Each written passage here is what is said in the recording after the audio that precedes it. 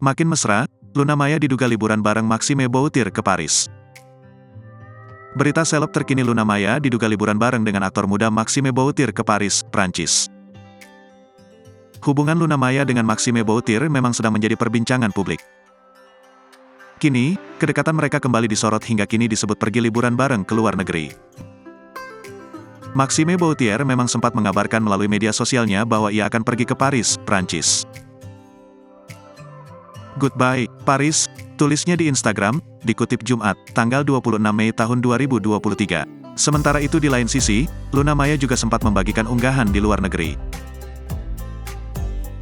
Akan tetapi, salah satu fotonya itu membuat dirinya diisukan liburan bareng dengan Maxime Boutir.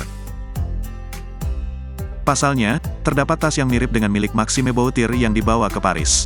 Tak hanya itu, mereka juga diduga kompak menggunakan sepatu yang sama saat berlibur.